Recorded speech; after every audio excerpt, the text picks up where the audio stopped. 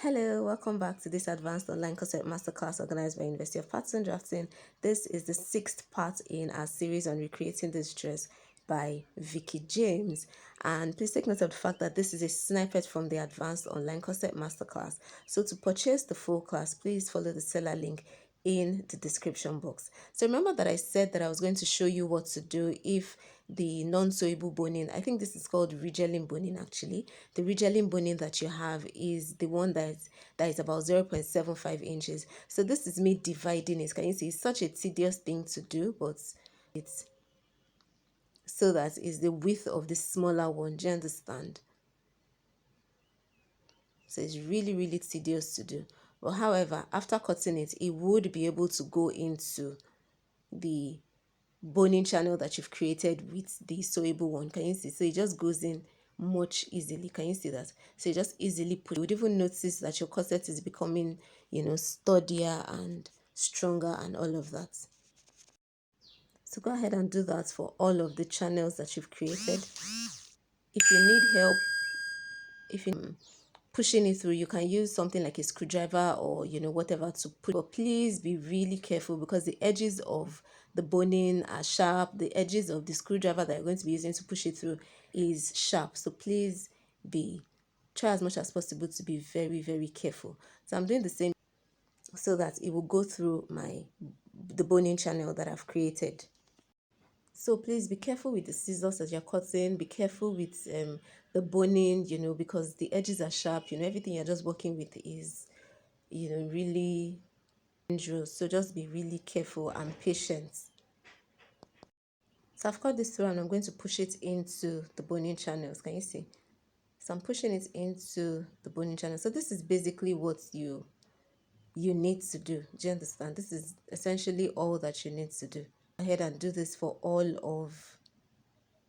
the channels that you created.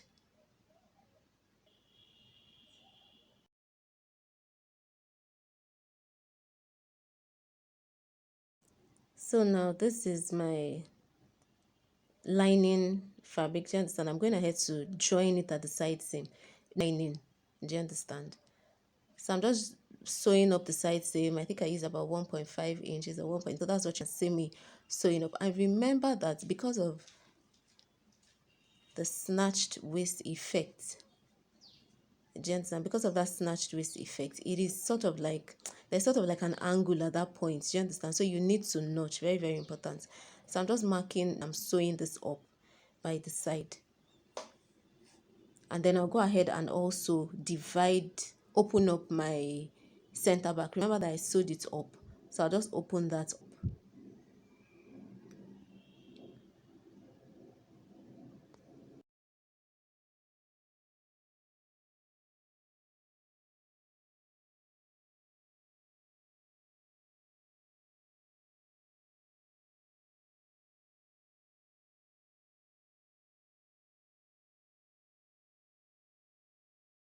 Open this up. I hope this is clearer to you. So these are my cups now. Do you understand? I've gone ahead to iron them open.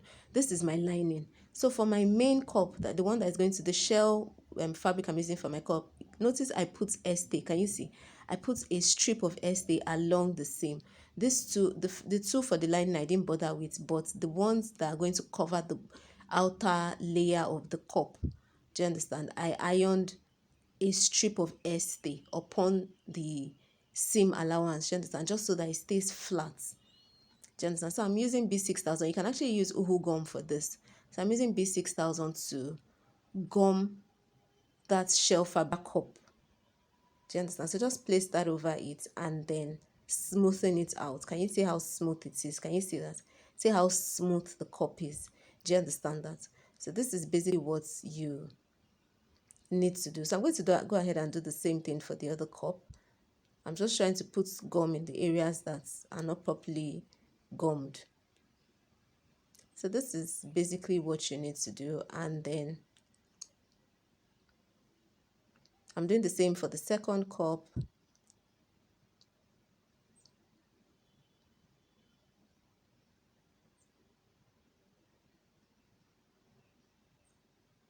I'm trying to notch the center. Do you understand? So the center of the cup would sit at the center seam of this shell fabric. Remember that this is two pieces of fabric that we sewed together. Do you understand? So let the seam be at the center so it doesn't look funny. Do you understand?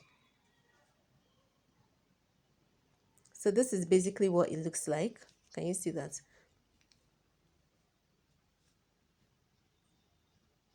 So this is my shell fabric. I've ironed it. Can you see that it's now flowing in that concave direction that I was bending before? So just lay your lace over it. Do you understand?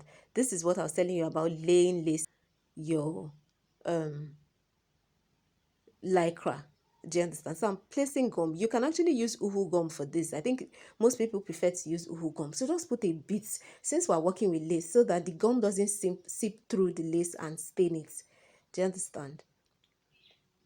So this is basically what you need to do. Flip the other side, put gum, and then now cut out. Can you see that? So I'm just cutting out my lace. Can you see? It's just flat and very much easier. Do you understand? Makes your work much neater. Do you understand? You don't have to be cutting the lace, and trying to, just altering this. Do you understand? When you cut out the lace in pieces, you sort of like altered the design. So this way you have the full pattern. Do you understand? Just aligned properly.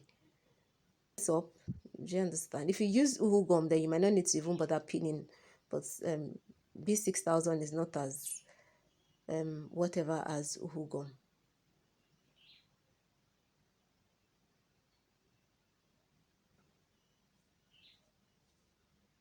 So I'm just pinning this up. Do you understand? So this is what it looks like. You're going to go ahead and do the same for the back. Can you see? So I'm doing the same for the back. This is my back pattern. Ensure that you align it properly. Do you understand? Let it sit well, and then go ahead and iron. So that's my back pattern. Doing the same for the second side.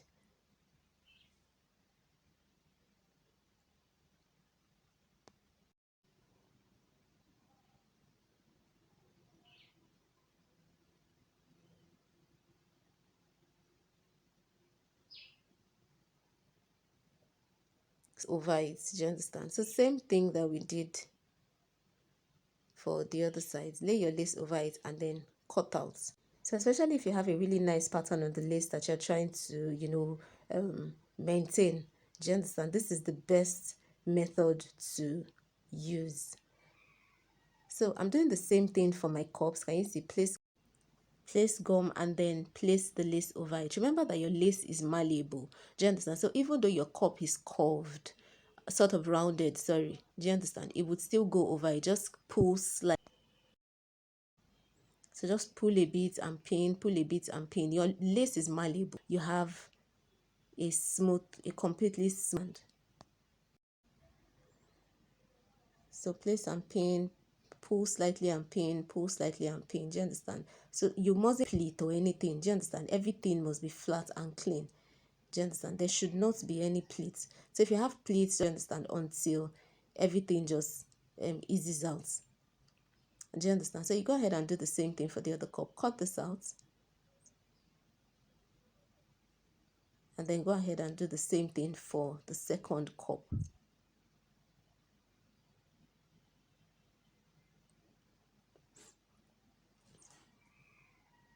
So see what it looks like. Can you see that?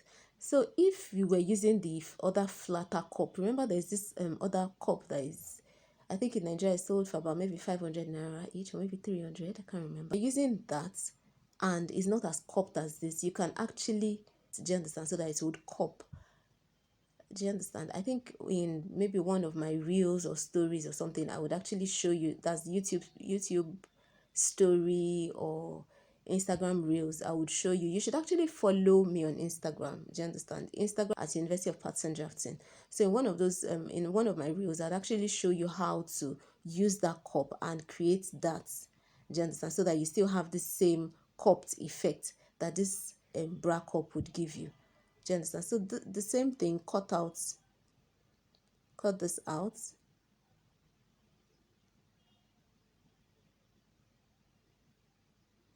And then so we have all of our pieces with lace. Do you understand? Pretty easy, smooth, clean. Can you see how clean everything just looks?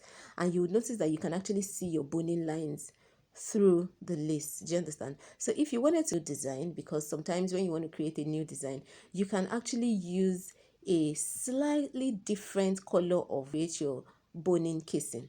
So this is me. I've placed my cup the way that I want it to sit. Do you understand? And then I've